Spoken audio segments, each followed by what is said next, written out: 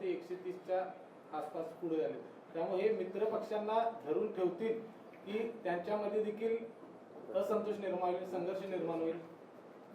एकंदर त्यांची आकडेवारी बघितली तर कुणी अस्वस्थ असेल किंवा नाराज असेल, हे नाराज होऊन आता काही उपयोग होणार नाही. नव्वदच इतका आहे.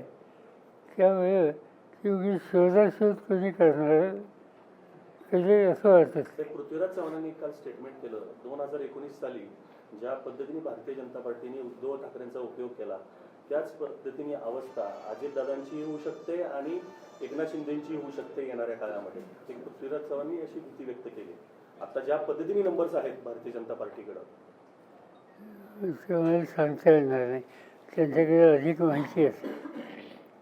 साहेब, महायुतीच्या एकत्र निवडून आलेल्या आकडेवारीबद्दल राज्यसभेवर जाण्याकरता अडचणीला असं वाटते का प्रत्येक पक्षाला? साहजिक आहे, नंबरच नाही. महायुतीकडून एक जाऊ शकतो. ते अजून चर्चाही केली नाही, कालच निवडणूक आहे.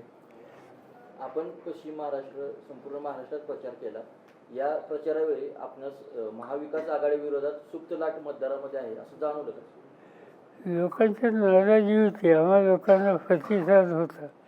पण हे मी जरी सांगत असो तर ते मतांच्यामध्ये कन्वर्ट होणं याच्या संबंधीची काही सांगण्यासारखी स्थिती नाही. साहेब, एकनाथ शिंदे म्हणतील की संख्याबळावरनं मुख्यमंत्री पद आम्ही ठरवणार नाही, बसून ठरवणार. त्यात काही संघर्ष होण्याची शक्यता वाटते का?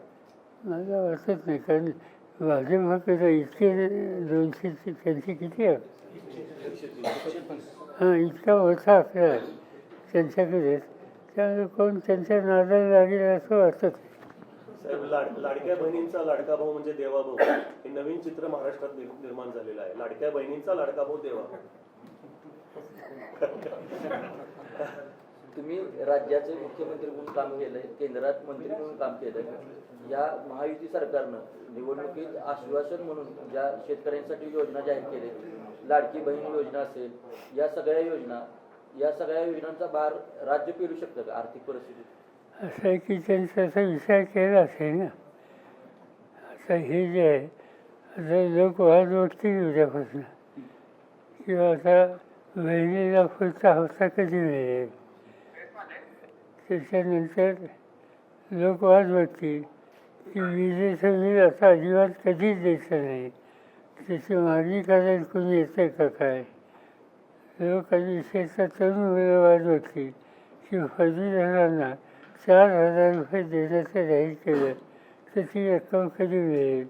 या सगळ्या गोष्टी विचार करत ज्यांना लाभ होणार आहे त्या सगळ्यांचे लक्ष लागेल आणि हे सरकार जे बनेल ते नक्कीच त्यांची पूर्तता करेल. या निकालानंतर महाविकास आघाडी एकत्रितरित्या पुढं वाटचाल करणार आहे की काही विभागणी यामध्ये नाही, आमची बैठकच झाली आहे. बैठक होईल या 2-4 दिवसात. 90 जागांपैकी ओबीसीना ज्या 90 जागा होत्या त्यापैकी 77 जागा या महायुतीच्या आलेल्या आहेत. तर यामध्ये महायुतीकडं ओबीसी गट पूर्ण गेलेला आहे असं वाटत नाही का? मी त्याचा अभ्यास नाही केला अजून प्रत्येक मतदारसंघात. पवारसाहेब, पुन्हा एक चर्चेतला मुद्दा, पूर्वीचा मुद्दा पुन्हा चर्चेत आलेला आहे की आता राष्ट्रवादी काँग्रेस पार्टी म्हणजे पवारसाहेबांनी आपला जो पक्ष आहे तो काँग्रेसमध्ये विलीन करावा आणि काँग्रेसची ताकद आणि राष्ट्रवादीची ताकद एक संघ व्हावी आणि काँग्रेसचं पुन्हा नेतृत्व शरद पवार साहेबांनी करावं, एक अशी चर्चा आहे. माझ्या कानावर काय आली चर्चाच आहे म्हणून तो सांगतोय मी. असं काय महाविकास आघाडीनं मुख्यमंत्री पदाचा उमेदवार अगोदर जाहीर केला असता तर त्याचा फायदा झाला असता? मला काही फारसा वाटत नाही. विधानसभेमध्ये विरोधी पक्ष नेता नसण्याची पहिलीच वेळ आहे, कसं बघता तुम्ही याकडे? पहिलीच वेळ नाही, 1980 साली सुरुवाती झाली होती, 2-3दा झाली होती. पण नंतर त्यावेळेला 2-3 पक्ष एकत्र येऊन नेता बनवू शकत होते. आता ती पद्धत बंद झाली. तुम्हाला आठवत असेल, एकदा एका वर्षी मी होतो, त्याच्यानंतर पुढच्या वर्षी मृणाल गोरे होत्या, तिसऱ्या वर्षी आमचे मालेगावचे काय नाव त्यांचं